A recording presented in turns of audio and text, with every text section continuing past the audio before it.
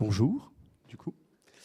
Moi, je vais parler effectivement, du secret management sur Kubernetes. Je ne sais pas s'il faut changer l'écran en haut. C'est parti. Voilà, donc je suis Jérôme Gallet, effectivement, comme ça a été présenté, je travaille chez Calliope. Actuellement, ça fait 3 ans donc, que je fais du Kubernetes, 8 ans que je fais de l'infrastructure as code et 12 ans que je travaille dans l'IT. Je bosse sur plein de différents cloud providers, on va dire, américains et français. Après, il y a les certifications et tout ça. Et donc, je suis tech lead sur mon équipe. Le principe de cette présentation, donc, ça va être décomposé. C'est d'expliquer un petit peu, quand on parle de secret management, de parler des termes déjà, pour qu'on soit tous sur la même base.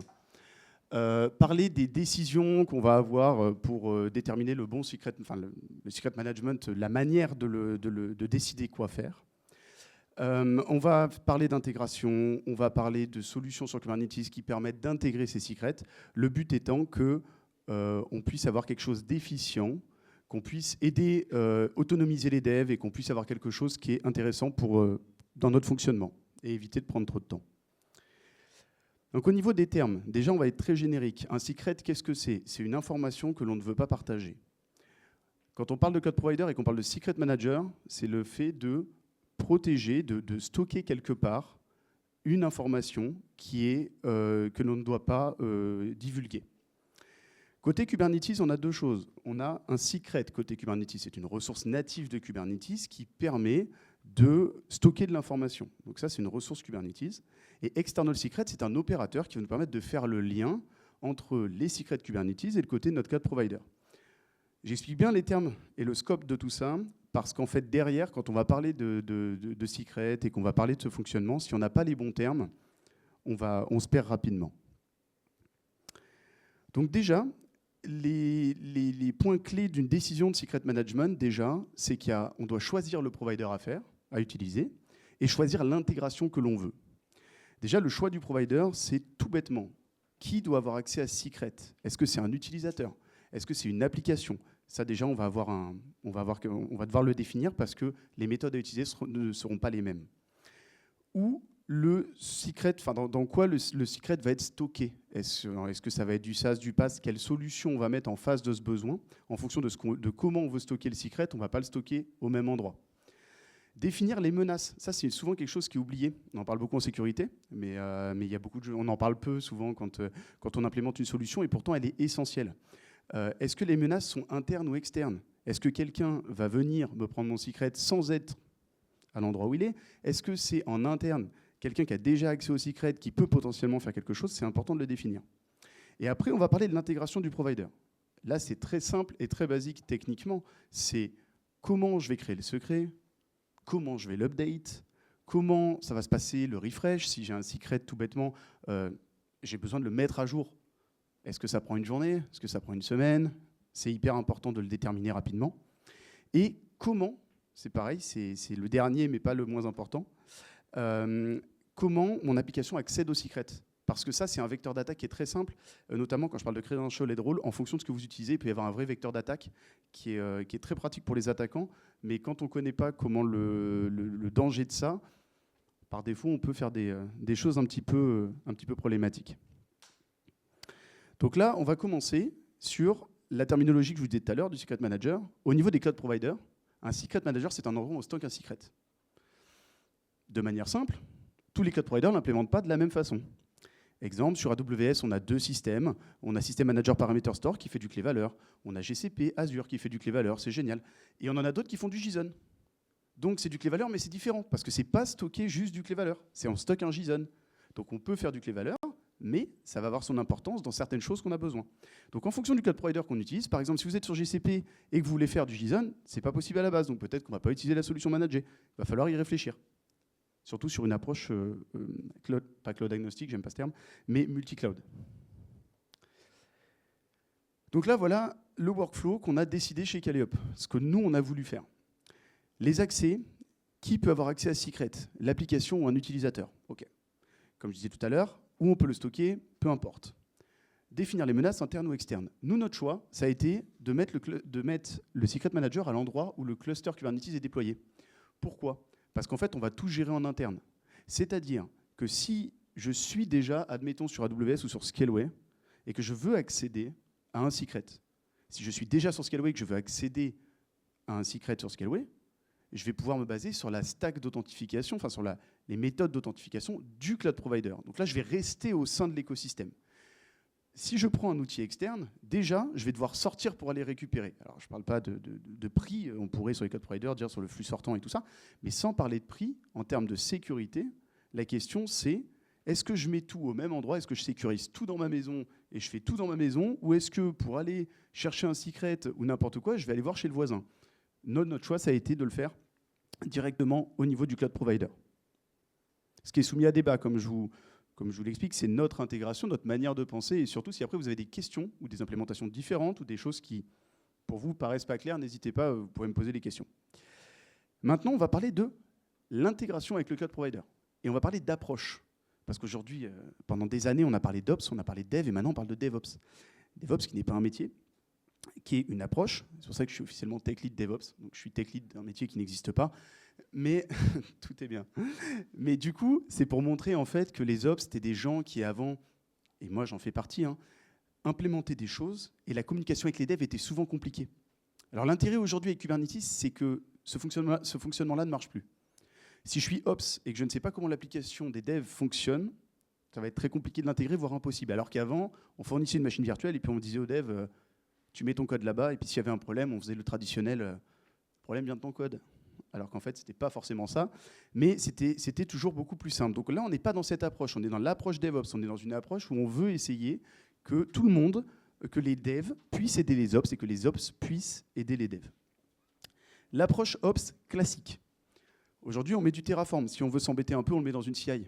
Ça, c'est bien, parce que mettre Terraform dans une CI, j'en vois beaucoup. Ça marche jamais vraiment, mais c'est rigolo.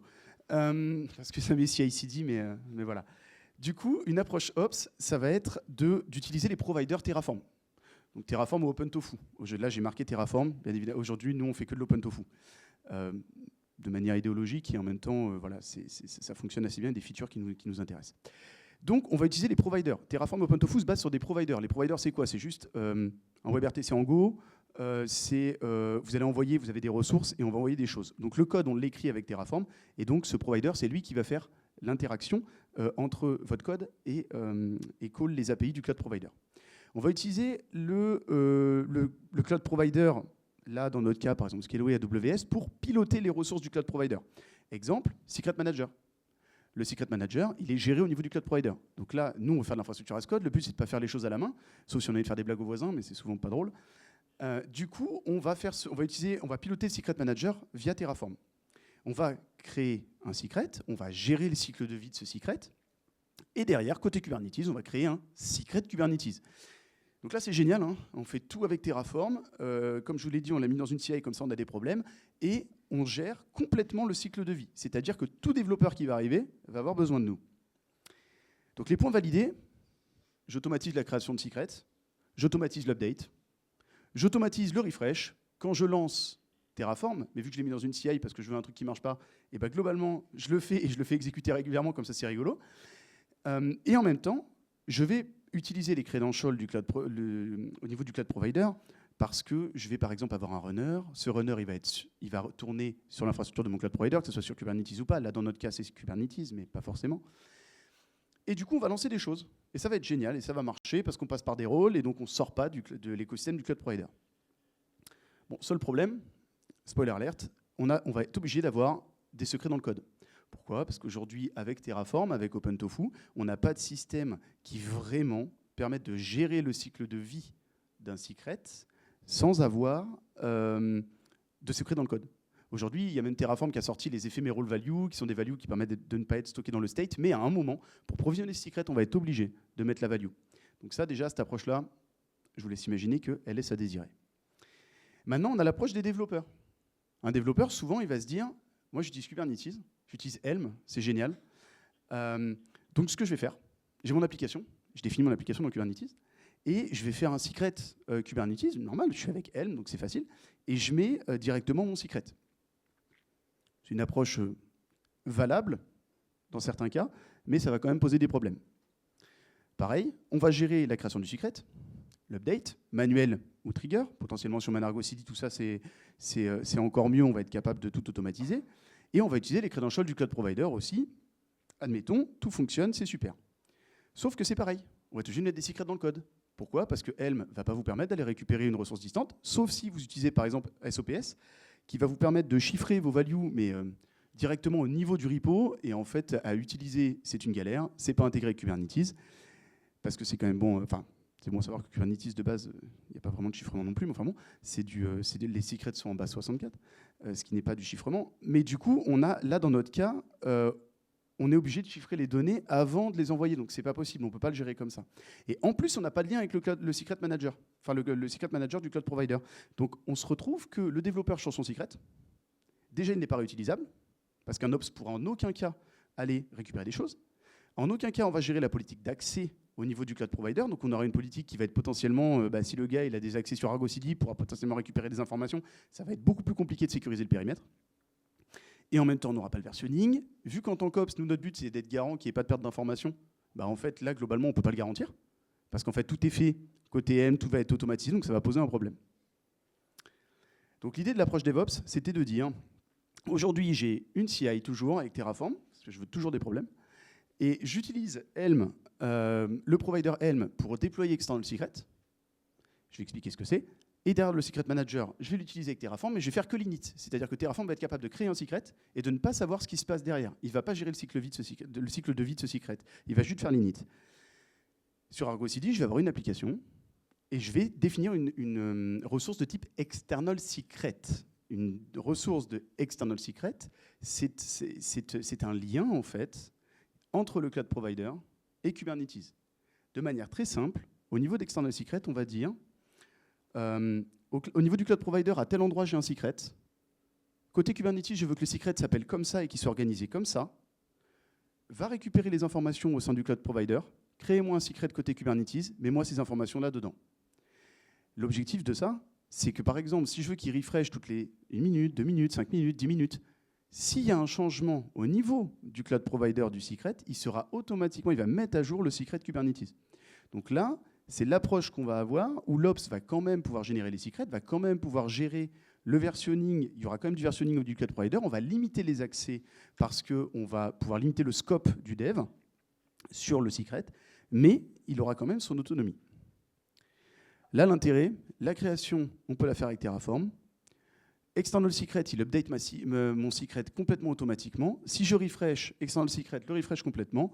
Et j'utilise toujours les cloud provider roles, donc je suis toujours en interne. À aucun moment, j'ai utilisé un access key secret key qui pourrait être volé et donc utilisé à par une mauvaise personne. Simplement pour donner l'image, si vous utilisez une access key secret key, le côté très pervers de ça, c'est que la personne qui est chez elle, avec son access key secret key, elle pourra accéder à des choses de votre infrastructure sans que vous le voyez, mais c'est même, en fait, c'est qu'elle n'a même pas besoin de votre infrastructure. En fait, vous lui avez donné les clés. L'access key secret key, vous avez donné les clés de chez vous. Vous êtes parti travailler, la personne, elle ouvre, elle vient et elle fait ce qu'elle veut. Donc c'est un peu problématique et vous pouvez ne pas être au courant. Donc comment ça fonctionne? Simplement, External Secret, c'est donc un opérateur. Il se base sur un cluster secret store. C'est une ressource qui va permettre de connecter au secret manager parce que forcément, on a besoin de se connecter au secret manager. C'est là où justement on va utiliser les rôles, donc on n'utilise pas d'access key secret key, on va être toujours au sein du cluster. Le secret manager, en fonction des ressources external secret que l'on va créer, on va créer des secrets Kubernetes. Donc dans l'application, je crée juste en fait la ressource external secret qui sera juste un mapping en fait entre le cloud provider et Kubernetes. Et c'est external secret qui va créer le secret dans Kubernetes. Donc en aucun cas, j'ai eu à setter mon secret au niveau cube ni rien. Tout est automatisé, tout est refresh automatiquement. Là, je vais parler de cas généraux par rapport à ça. Je veux connecter l'external secret à mon cloud provider. Donc là, comment je fais? Le fameux cluster secret store. Alors ça, la technique d'avoir marqué ces 3 cloud providers, c'était de montrer qu'en termes de configuration, on est extrêmement similaire.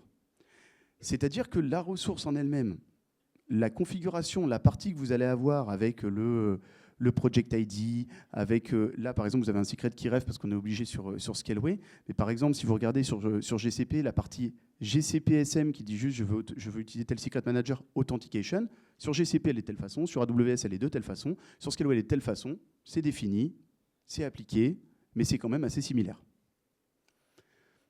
Maintenant on va commencer à créer des secrets. Là ce qu'on va faire, on va dire tiens je veux mettre un mot de passe MySQL tout bêtement. Et c'est du clé-valeur, simplement. Donc, fais-moi le lien, en fait, pour me créer Secret. Donc là, je vous prends un exemple. Vous allez dire, si on regarde la partie Scaleway, je vais me connecter sur le Secret Manager, le SCW Secret Manager Backend, qui est donc le backend que j'ai nommé pour Scaleway, donc à ce niveau-là. J'ai la target, qui est donc mon My App Secret, qui est le nom du secret que je vais vouloir créer. Et la secret key, ça va être, voilà, je veux que la secret key, le contenu de mon My App Secret s'appelle Database Password. Et la remote ref, c'est, voilà le nom du champ en face, sur le cloud provider, que je veux mapper. Donc là, le MySQL Password, ce qui va se passer, c'est qu'il va aller dans un secret Kubernetes, qui va s'appeler My App Secret avec une valeur secret key. Une valeur, pardon, Database Password. Donc l'intérêt de ça, c'est que je vais pouvoir l'utiliser derrière. Maintenant, j'ai un secret, c'est génial.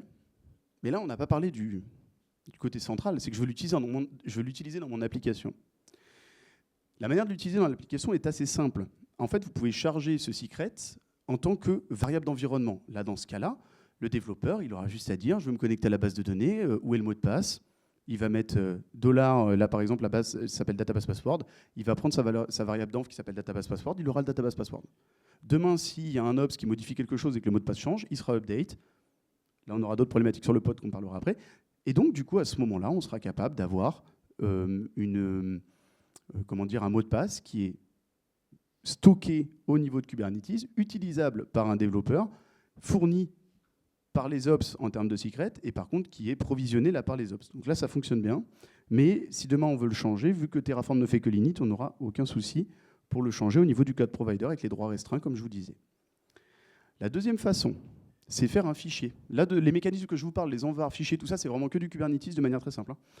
Enfin, très simple, c'est pas forcément simple, mais, mais c'est du Kubernetes. Là, la méthode file, c'est un peu différent. La méthode file, c'est je vais monter un fichier sur mon pod et je vais lui dire le mot de passe est à tel endroit.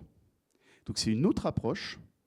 Je vais expliquer après l'intérêt de chaque approche, mais cette approche-là, elle permet de dire j'ai des variables spécifiques, je ne veux pas forcément les charger, mais je veux juste aller lire un fichier. Je ne suis pas capable dans le sens mon application ne peut pas lire les variables d'environnement, elle est obligée de lire des valeurs dans un fichier. Je vais, comme ça, créer un fichier. Là, dans /opt MySQL, je vais faire un volume, je vais mettre MySQL Credential, et dedans, j'aurai donc mes credentials de la même façon que mon environnement de var. Là, on va parler des bénéfices de chacune des approches. Donc l'envar, c'est ce qu'on utilise le plus, c'est très très bien.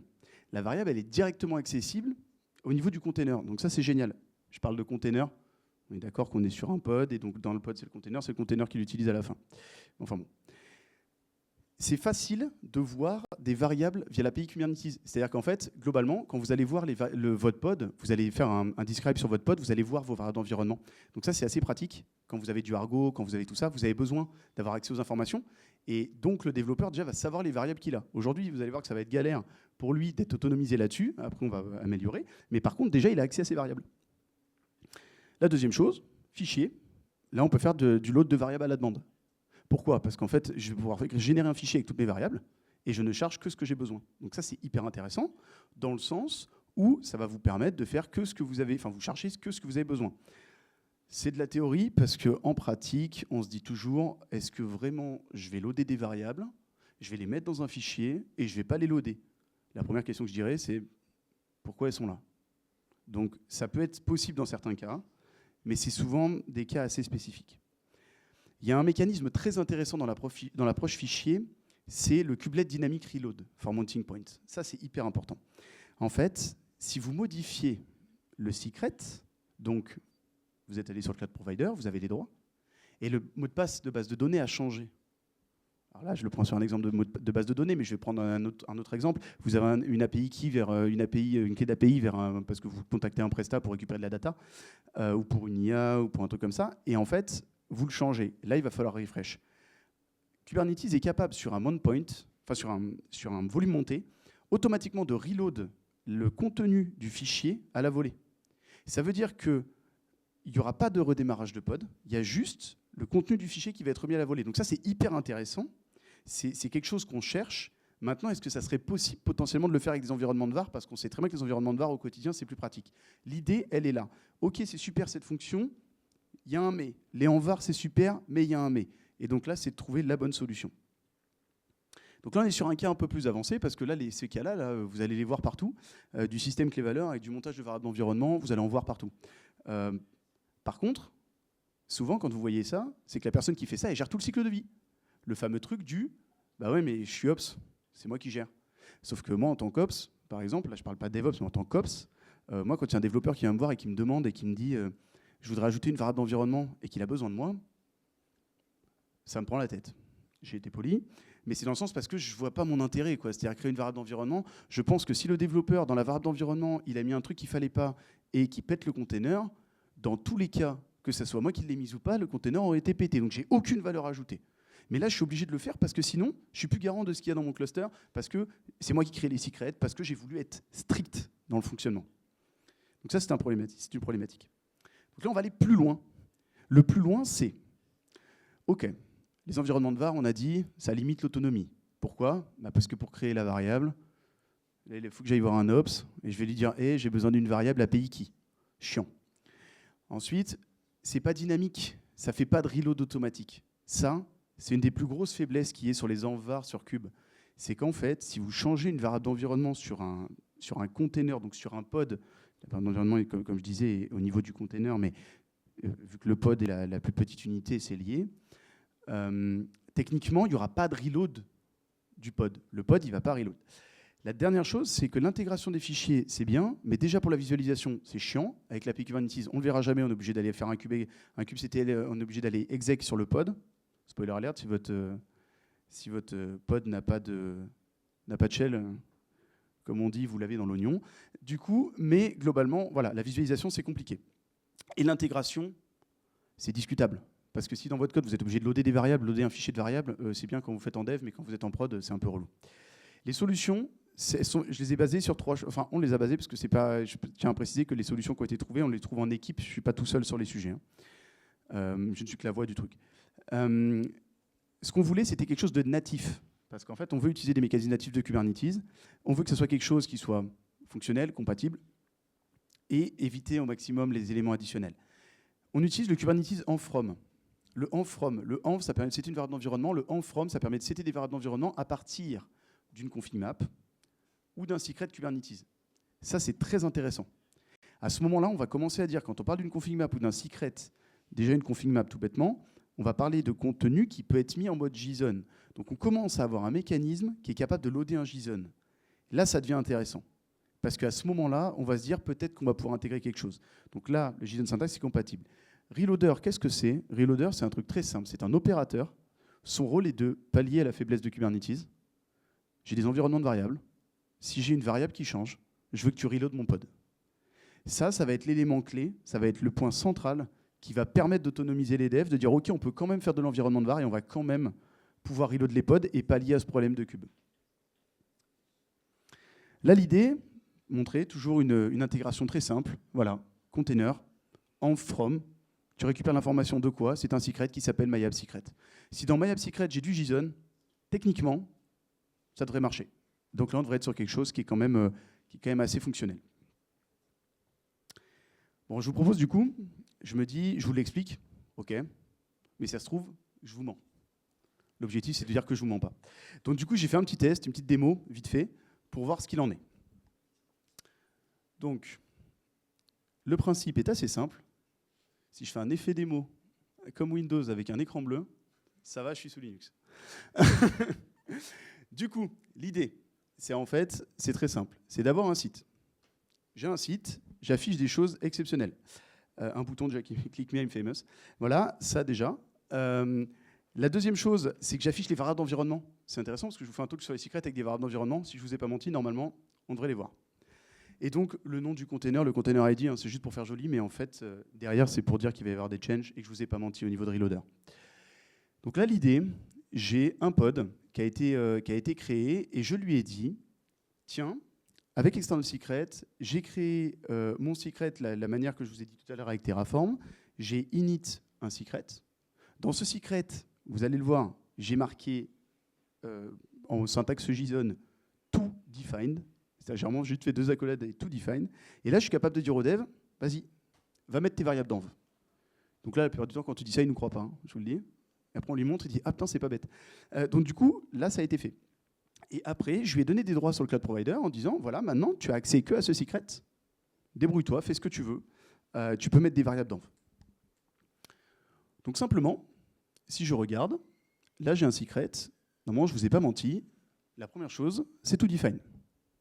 C'est juste ce que j'ai mis. Je n'avais même pas mis d'accolade. Donc voilà, j'ai juste mis toDefine. Donc là, bien évidemment, ça ne marche pas. Hein. Là, quand on lance le pod, il dit « T'es gentil, mais j'essaie de charger un truc qui est du JSON. toDefine, c'est pas du JSON. » Derrière, le dev, il a commencé à faire des itérations. Il a commencé à ajouter des petites choses, des tokens, des choses comme ça. Et là, le but, ça va être de voir si vraiment il y a du reload à la volée, si ça fonctionne. Alors déjà, le principe qu'on a fait, c'est que le polycloud, là, le bouton vert, en fait, eh ben, il est lié à une variable d'environnement. Vous avez une variable d'environnement qui s'appelle appColorGreen. Et en fait, c'est tout bêtement de dire, en fonction de ce que je mets dans cette variable, je vais setter la couleur. Donc là, normalement, si je change cette variable, la couleur du bouton devrait changer. Si ça ne change pas, c'est que je suis nul. Comme ça, vous le saurez. Du coup, là, j'ai bien la color green. OK, c'est super, je ne vous ai pas menti, c'est bien la dernière version de mon secret. Maintenant, ce que je vais faire, et en parallèle, je vais vous faire une petite feinte comme ça, je vais le regarder là. Je vais peut-être faire un changement de micro, attention, c'est l'art du spectacle. Préparez-vous. Et là, vous m'entendez toujours. Vous pouvez applaudir, il y a l'art du spectacle. Après, spoiler alert, je change. Je reprends le... Voilà. Donc du coup, l'idée, c'est de vous montrer... Du coup, j'ai l'air d'un chanteur, me flinguer. Hop, c'est de vous montrer ça. Là, en fait, ce que je vous montre, c'est Lens. Je vais faire ça en même temps. Donc c'est Lens. C'est juste pour vous montrer. Ça n'a servi à rien. Oui, je vais le remettre. Du coup, là, vous avez bien le pod qui tourne depuis 74 minutes, le fameux pod où je vous disais, avec les fameuses variables d'environnement que vous pouvez voir directement ici, parce que je ne vous ai pas menti, elles sont ici. Et là, vous les voyez. Donc là, c'est nickel. Donc là, maintenant, on va le changer. Comme je vous ai dit, hop, je vais enlever Lens, et du coup, je fais l'effet. Je le remets. Hop. Voilà. Donc là, le but, en fait, c'est juste de changer, de mettre Blue, et globalement, de relancer mon secret. Pourquoi je vous ai montré Lens avant? C'était pour vous monter 74 minutes et de vous montrer que je ne vous mens pas, le pod va se refaire.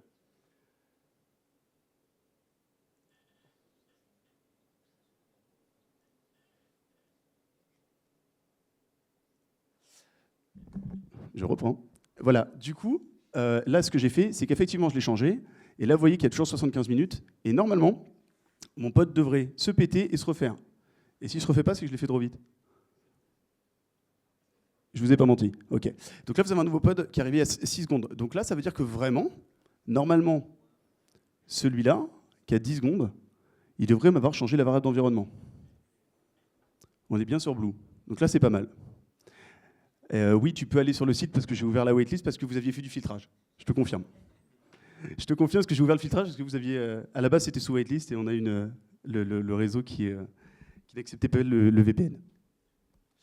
Donc voilà. Donc là, normalement, si je ne vous ai pas menti, le bouton devient bleu. Je vous ai menti. OK? Non, regardez surtout le container ID. En fait, il va changer. La partie de fin, là, elle est passée en bleu. Bon, pour le petit truc, quand même, c'est assez important à préciser, c'est qu'en fait, ce bouton, j'ai demandé à ChatGPT de me donner des feedbacks modestes sur le speaker. C'est modeste. Je vais en lire quelques-uns, sachez-le, je vais le faire. C'est un honneur d'écouter ce speaker d'exception. J'ai pris les plus modestes. Hein. Allez, quand même. Et c'est bien bleu, j'ai pas menti. Il y en a beaucoup. Voilà, sa voix porte l'inspiration de là des frontières du silence. ChatGPT, il a mis ça tout seul. Hein. Je lui ai dit, dis ce qui me caractérise, il a écrit ça. Je lui ai peut-être dit de mettre des choses un peu, voilà. Non, du coup, l'idée, c'était de dire, regardez, les variables d'environnement, en fait, elles sont bien ici, elles ont bien été changées. Et en fait, là, l'idée, c'est un truc tout bête. Là, c'est pour une démo, tout ça. Mais en fait, l'idée de ça, c'était juste de dire, là, imaginez que vous ayez 50 variables d'environnement, imaginez que vous ayez des API keys et tout ça. En fait, en tant que développeur, c'est votre quotidien de devoir potentiellement adapter des choses. Si vous faites un feature flag et que vous voulez le désactiver et vous voulez le tester en hors-prod, enfin en pré-prod comme vous voulez, puis après vous voulez l'activer, puis au moment où ça arrive en prod, non, on l'a désactivé parce qu'en fait on n'est pas sûr, on l'a mis en production, on l'active, ok, ça fait des bugs, on est capable en fait de, sans parler de rollback, de revenir en version d'avant, on est vraiment capable de faire du feature flag. Et ça c'est hyper important, donc d'autonomiser les devs. Et en tant qu'Ops, nous, on vient à quel moment? On vient au moment où vous avez besoin d'une nouvelle application. Vous allez avoir besoin d'une nouvelle intégration. Vous allez avoir besoin de choses dans Kubernetes. Donc vous avez, à ce moment-là, le développeur a besoin de nous. Par contre, le cycle de vie, là, il n'y a pas besoin de nous. Donc, autant le faire. Et en fait, vous aurez beaucoup de personnes qui vont vous dire « Mais ça veut dire qu'on baisse le périmètre de notre métier ?» Et ce n'est pas vrai. En fait, il faut imaginer que l'approche DevOps, ce que j'essaie d'instaurer depuis longtemps et quelque chose qui m'anime, c'est qu'en fait, il ne faut pas se dire que notre métier, il recule. Notre métier, il change. Si on n'avait jamais adapté notre métier, il y a 10 ans, je faisais de l'hypervision, j'utilisais mon petit VMware, j'utilisais mon petit KVM, et ben aujourd'hui, je fais de la containerisation. Mais ok, pas de souci. Mais je suis parti faire du cloud aussi. Alors qu'avant, j'étais juste sur mes serveurs. Mais avant, je pilotais rien avec Terraform, ça n'existait pas. Pareil, avant, Kubernetes, ça n'existait pas. Aujourd'hui, ça existe. Je l'utilise. Je ne dis pas qu'il faut l'utiliser tout le temps. Ce que je dis, c'est qu'il faut vivre avec son temps et il faut accepter en fait que aider les autres, ça nous aide. Parce que si j'ai 40 applications à maintenir et que je dois être appelé pour chaque variable d'environnement, je ne pourrai jamais faire de veille. Je ne pourrai jamais améliorer mon métier. Donc le mindset de DevOps, c'est ça, c'est d'améliorer son métier au quotidien. Voilà un peu dans l'idée. Je reprends. Il n'y a plus d'effet. Du coup, maintenant, on va parler des forces et des faiblesses. Parce que comme tout, il y a des forces, il y a des faiblesses. Il y a des forces parce que l'attribution des droits sur le cloud provider pour les secrets, notamment aux développeurs, c'est hyper important. Aujourd'hui, c'est quelque chose qui doit être utilisé parce qu'il faut autonomiser les gens, il faut les aider. Le fait de refresh automatiquement, ça c'est hyper important. Parce qu'un exemple tout bête, si j'avais pas de refresh automatique, mais juste à appuyer sur un bouton, si je dis à un développeur, tu changes ton truc, tu fais tes modifications, et tu vas cliquer sur un bouton pour refresh. Il me dira, ouais, ok, je vais le faire une fois, 2 fois. La 3e fois, il va galérer 1 heure, il va dire, putain, ça s'est pas mis à jour. Ah ouais, en fait, j'ai pas fait. En fait, il faut simplifier au maximum, parce que là, le gars qui a modifié sa variable d'environnement, il a testé 10 secondes après. Et sur son poste, il fait pareil. Du coup, l'effet du j'ai testé sur mon poste, ça fonctionne, et ça fonctionne pas sur le cluster. Bah, si déjà je l'autonomise, déjà il l'a peut-être testé en pré-prod. Ça fonctionne en pré-prod. La probabilité de chance que ça fonctionne en prod, on est sur du conteneur, sur le fait d'utiliser les mêmes compteurs, you build it, you run it. Voilà, on essaie d'avoir ces approches-là. Normalement, on limite ces gaps qu'il y a et le fait du ça fonctionne sur mon PC. Splitter les périmètres. Oui, parce qu'il faut quand même splitter. Parce qu'on ne fait pas le même métier. Donner un accès complet à un développeur, ce n'est pas intelligent sur de l'infrastructure. Parce qu'il ne connaît pas. Mais moi, si demain un développeur me donne accès à tout son code et me dit « t'inquiète, commit », vous êtes sûr et certain que ça ne va pas bien se passer. Déjà parce que je vais mettre une fortune comme j'ai mis juste avant en disant que je suis exceptionnel, et en plus, ça ne va pas marcher. Non, mais voilà, c'est pour vous dire, c'est chacun son métier. Donc en fait, on est là pour aider. Mais si je dis, j'en ai parlé avec des développeurs. Hein. Moi, quand le développeur, je lui ai dit, tu as accès à ton secret, il démarre son interface, il a son secret, il était content, il dit, c'est simple, je modifie, je fais valider, ça marche. Au début, je lui ai dit, tiens, regarde, tu as tous les accès sur Scaleway pour tester. Il m'a regardé, il m'a dit, mais je vais où? Je dis, bah regarde, il y a marqué Secret Manager, quand tu cliques ici, tu cliques là, tu arrives là, là tu vas suivant. Il m'a dit, j'ai rien compris. Je dis, bah voilà, déjà, dans le caca là. Donc voilà, c'est important. La faiblesse, par contre, effectivement, si on veut bulker la création en fait, des secrets, là, c'est toujours un mécanisme additionnel. Quand je parle de bulker, c'est-à-dire si le gars me demande 15 applications d'un coup, eh ben, je ne vais pas pouvoir bulker direct les secrets, je vais pouvoir le faire avec Terraform, bien évidemment. Mais en fait, c'est beaucoup plus profond que ça. C'est qu'en fait, il faut que je prenne du recul. C'est que si le développeur il me demande 15 secrets, déjà dans ma réflexion, normalement, ces variables d'environnement, il les met pour son application, donc en fait, il n'a pas besoin de ça. Mais peut-être qu'en fait, il veut 15 applications. Mais en fait, s'il y a 15 applications, bah, en fait, il va falloir faire 15 intégrations, potentiellement des M-charts différents, potentiellement d'utiliser du même template, mais en fait, il y a une réflexion d'ops à amener. Parce que des fois, on a des devs qui bossent sur des trucs cloisonnés, et les seules personnes qui font ce point de lien, ce sont les ops. Et là, ce sont les DevOps. Il faut comprendre le code des gens, on est le lien par rapport à ça. Du coup, alors c'est la fin de ce talk, je voulais juste préciser quelque chose. Aujourd'hui, le mindset de DevOps, essayez tous des contributions. Moi, je fais de la contribution, par exemple, sur des modules Terraform pour Scaleway, pour tout ça, pour pour OpenTofu, sur de la génération de variables et tout ça.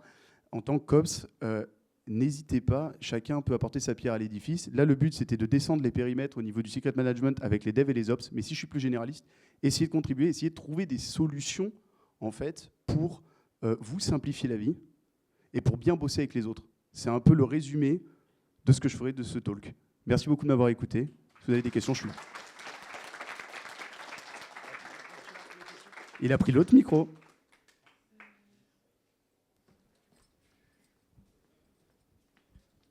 J'ai même mis le QR code pour les feedbacks. Merci. Je dirais que je suis exceptionnel dans tous les cas. Oui, bonjour. Bonjour. Je te remercie pour ton talk et ta présentation qui était très, très intéressante. Ma question, c'est plus au niveau de que devient le pod qui précède la mise à jour d'une variable d'environnement. Une fois que la variable est mise à jour ? Exact, oui. En fait, le principe de Kubernetes, on va dire, quand on ne met pas de politique particulière, c'est qu'en fait, il va créer le nouveau pod. Quand le nouveau pod va être prêt, il va monter dessus et l'ancien va se faire tuer. Il y a une autre approche. Donc là, il y a l'approche du recreate où on peut carrément dire le pod actuel, je le tue, puis j'en fais un nouveau. Ça peut servir dans certains cas, notamment s'il y a des volumes persistants, tout ça. Là, j'ai mis le mécanisme par défaut qui est, ça crée un nouveau pod. J'attends qu'il démarre. Il a démarré, j'enlève l'ancien. OK, merci. Pas de souci.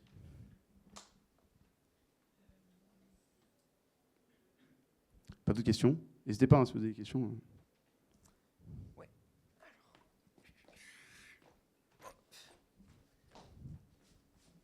Et sachez que c'est la première fois que je termine un talk à l'heure. Ah oui, quand même. Merci. J'aurais eu 2 applaudissements pendant un talk. Un pour un effet impressionnant, déjà. Changement de micro, je vous le referai si vous voulez. Oui.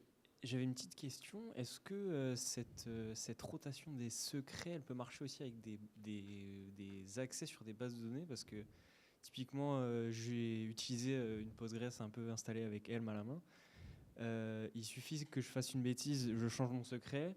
Mon Postgres n'a plus accès à ces datas et du coup, il n'y a plus rien qui fonctionne. Est-ce que pour des bases de données, ça peut fonctionner ou il faut prévoir autre chose pour qu'elle s'interface bien avec les secrets ?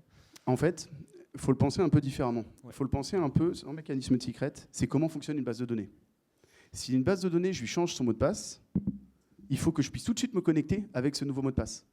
Je vais vous prendre un exemple tout bête et après, comme ça, je reviens sur ton parallèle. Sur AWS, en fait, tu as quelque chose qui permet de rotate automatiquement les secrets des bases de données, des RDS, donc de Relational Database Services, que ce soit du MySQL ou que ce soit du PostgreSQL.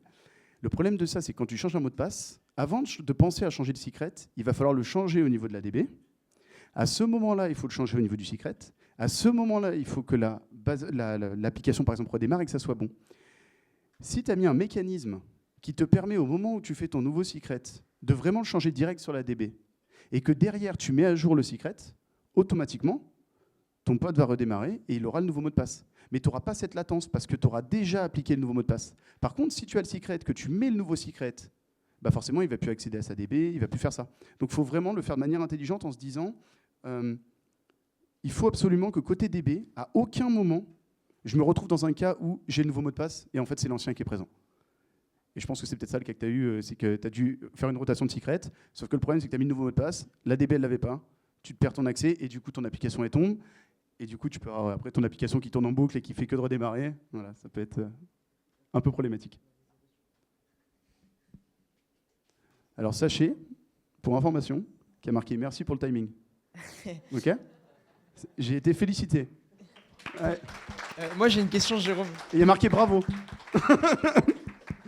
Ouais, j'ai une petite question, Jérôme. Donc là, tu as présenté External Secret. J'imagine Oui. que ton cluster cube, là, en l'occurrence, il était dans Scaleway. Oui. Comment ça... Donc, également, là où se trouve ton Secret Manager. Imaginons que tu aies un cluster cube qui soit chez AWS et un Secret Manager chez Scaleway. Est-ce que ça peut poser des soucis ? Est-ce qu'il y a des choses à prendre en compte ? Alors justement, c'est ce que je disais. Nous, on a fait le choix de mettre le Secret Manager à l'endroit où il y avait le cluster cube. Oui, ça va marcher. Parce qu'en fait, on ne révolutionne pas l'informatique. Aujourd'hui, Kubernetes, c'est des abstractions, d'abstractions, d'abstractions, mais on ne révolutionne pas l'informatique. C'est très rare. Là, dans ce cas-là, on utilise directement, en plus sur Scaleway, c'est très bien, parce que sur Scaleway, on a un petit problème, c'est que les rôles, c'est-à-dire le système, ce qu'on appelle les service accounts sur Kubernetes, ne permettent pas d'aller call l'API Scaleway. Donc là, je suis quand même obligé d'utiliser une access key, secret key, ce qui est une très mauvaise pratique, mais c'est quelque chose qu'ils vont sûrement intégrer, même si, évidemment, je me prends des refus, mais on va réussir à ce qu'ils l'implémentent. Dans ton cas, si le cluster est sur AWS, comment tu vas faire pour, sur un cloud provider, aller sur un autre cloud provider, secret key, access key. Ton cluster est sur Scaleway, Tu veux aller sur AWS, Access Key, Secret Key, tu pourras faire exactement la même chose. Le seul truc que tu vas prendre en compte, c'est que ton Secret Manager, tu vas le call via l'API, et ton cluster Secret Store, c'est-à-dire que le back-end que tu vas déclarer, lui, il s'en fiche d'être sur Scaleway, sur AWS. Lui, ce qu'il veut, c'est être capable, via des credentials, temporaires ou pas, d'accéder au back-end. Si tu es sur Scaleway, que tu configures sur le back-end AWS, ton back-end c'est sur AWS, tu donnes le compte, il y accédera. Tu récupéreras les secrets exactement de la même façon. Le seul danger que tu peux avoir, je ne suis pas l'expert là-dessus, mais c'est que globalement, sur du flux de données sortant, tu peux te retrouver à être facturé. Donc si demain, tu as un refresh interval de tes secrets, admettons, d'1 minute, je vous laisse imaginer s'il fait ça toute la journée et que je vous facture même 1 centime le million d'appels, ça fera une différence. Donc, en restant en interne, je sais que je suis tranquille. Mais c'est possible, ce sera possible. Tu peux le faire sur Azure, tu ne seras pas limité, tu peux le faire sur Vault chez toi, tu peux. External Secret, pour le coup, est un des projets avec External DNS et tout qui sont très très soutenus, qui sont CNCF et tout, et donc qui te permettent de le faire. Voilà. Ok, bah, merci beaucoup, c'est super clair. Je t'en prie. Et je vous souhaite une bonne journée à tous. Et merci de m'avoir écouté. Surtout mes conneries. Je remets le micro.